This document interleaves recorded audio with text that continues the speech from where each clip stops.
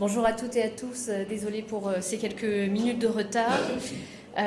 Pour la conférence de presse du groupe GDR, vous annoncez tout d'abord les 2 questions au gouvernement qui seront posées par nos députés.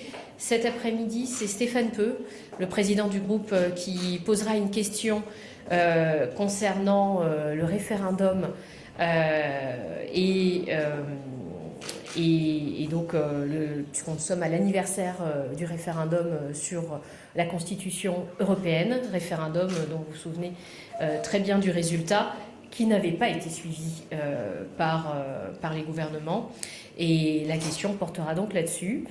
Et puis, nous aurons demain une question qui sera posée par le député de Guyane, Davy Riemann, sur l'avenir institutionnel de la Guyane. Suite là aux annonces et aux accords de 2017 qui n'avaient pas été suivis des faits et qui fera sûrement un petit peu écho à l'actualité en Guyane de la semaine dernière avec les propos de Gérald Darmanin. Nous devions avoir avec nous ce matin notre député de la Commission des Affaires sociales, Yannick Monet, pour nous dire un mot sur le texte fin de vie, dont le vote solennel aura lieu cet après-midi. Et vous le savez, c'est un texte sur lequel il n'y a pas véritablement de position de groupe, quels que soient les groupes d'ailleurs. Ce sont des positions individuelles des députés qui primeront. Il y aura au sein du groupe GDR une majorité de votes en faveur du texte sur la fin de vie et une unanimité sur le texte qui concerne les soins palliatifs. Mais pour laisser à Yannick le temps d'arriver, je vais laisser la place à Julien Brugerolles qui va nous dire un mot sur le texte du plomb et le sort qui lui a été réservé. Merci, bonjour à tous. Effectivement, quelques réactions suite à l'adoption de la motion de rejet hier, qu'on a évidemment dénoncée parce qu'elle crée un précédent sur un texte qui avait été examiné en commission, où il y avait eu, y compris un certain nombre d'avancées en commission, et où il n'y aura donc pas d'examen en séance publique sur un sujet fondamental qui est celui de l'avenir de notre agriculture et surtout de notre modèle agricole. Et ce qu'on a dénoncé hier assez fortement, c'est que derrière cette motion de rejet, il y avait la volonté de ne pas aller au fond des sujets qui étaient portés dans ce texte.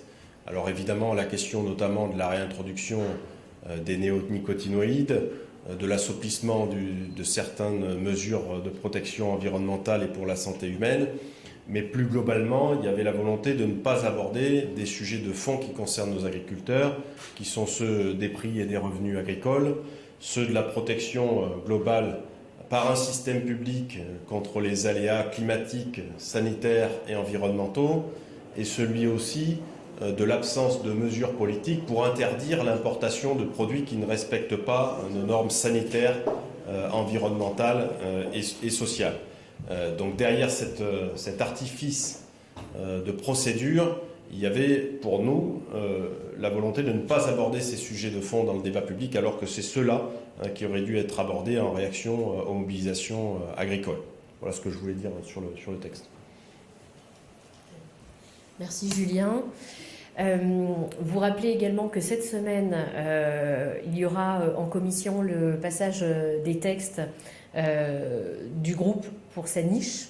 On va donc voir passer en commission notamment un texte qui concerne le versement de l'allocation familiale dès le premier enfant, un texte concernant l'encadrement du prix des loyers en Outre-mer qui passera en commission des affaires économiques. Il y aura le texte qui concerne la fibre, le texte d'Emmanuel Morel. Nous aurons un texte également sur la réforme des conditions de remboursement de l'allocation de solidarité aux personnes âgées. Et donc tous nos textes qui font l'objet d'un passage en commission seront cette semaine, entre aujourd'hui et demain. Et puis nous avons un certain nombre de textes qui ne passeront pas en commission. C'est le cas notamment de notre proposition de résolution sur les retraites, qui elle ne sera examinée que le 5 juin, jour de la niche, puisque les résolutions ne font pas l'objet de commission. Est-ce que vous avez des questions ? Pas de questions ? Oui. Est-ce que vous avez été contacté par LFI pour la motion de censure sur le texte de la loi du plan ? Alors effectivement, LFI l'avait annoncé dans la presse et ils ont commencé à faire le tour des groupes concernant cette motion de censure.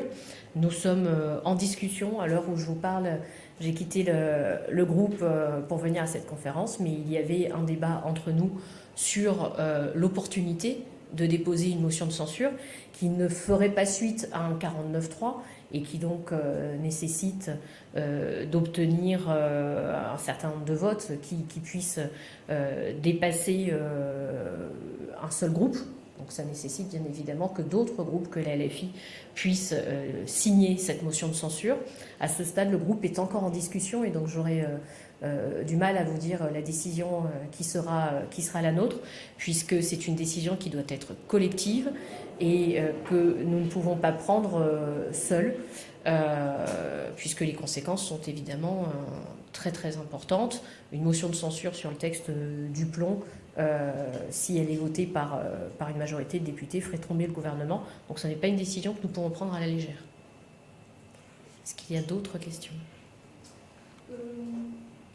Bonjour, excusez-moi, je suis arrivée en retard. Elisabeth Pinault d'Agence Reuters. Sur le conflit des taxis qui n'en finit pas, est-ce que c'est symptomatique des économies qui sont impossibles à faire dans ce pays ?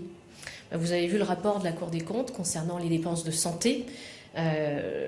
Les taxis sont en grève et leur mouvement est légitime puisque il a été décidé par le gouvernement de s'attaquer aux taxis conventionnés en diminuant leurs tarifs, mais également en décidant de tout un tas de mesures de mutualisation. Sous prétexte de bonne gestion, on s'attaque en réalité à la santé des Françaises et des Français, et je crains que ces économies, on les retrouve finalement un peu dans tous les secteurs. Ce ne sont que les prémices, la grève des taxis, les prémices d'une longue série de mécontentements, puisque la santé semble être dans le collimateur du gouvernement. Et nous avons toujours dénoncé le fait que le problème de notre système de santé, ça n'était pas les dépenses, mais c'était les recettes. Et nous avons d'ailleurs défendu cette vision lors du PLFSS et nous continuerons de le faire. Pardon, si vous en avez déjà parlé, sur la fin de vie, comment votre groupe va-t-il voter ? Est-ce que le vote est complètement libre ? Qu'attendez-vous comme direction de vote chez vous ? Alors au groupe GDR, par définition, le vote est toujours libre, puisque vous connaissez la composition du groupe et sa singularité. Mais sur le texte fin de vie en particulier, le vote sera particulièrement libre, puisqu'il ne s'agit là pas de consigne de vote, ni d'un groupe, ni même de parti politique. Chacun votera en son âme et conscience. Et nous avons pour le moment recensé une majorité de votes pour au sein du groupe. Alors une unanimité, je disais, sur le texte concernant les soins palliatifs, une majorité de votes favorables sur la fin de vie, mais chacun pourra exprimer son vote de façon tout à fait libre. Le Premier ministre a évoqué la possibilité d'un référendum sur le budget. Est-ce que vous pensez que c'est possible ? Il en avait évoqué un également sur les retraites, puis il avait évoqué différents référendums. Justement, vous verrez avec la question de Stéphane Peu cet après-midi, on fera le lien avec les référendums. Évoquer un référendum et vouloir s'en remettre au peuple, nous ne pouvons qu'en être favorables. Nous avons nous-mêmes déposé à un certain moment une demande pour un référendum d'initiative populaire. Donc nous sommes très favorables au référendum.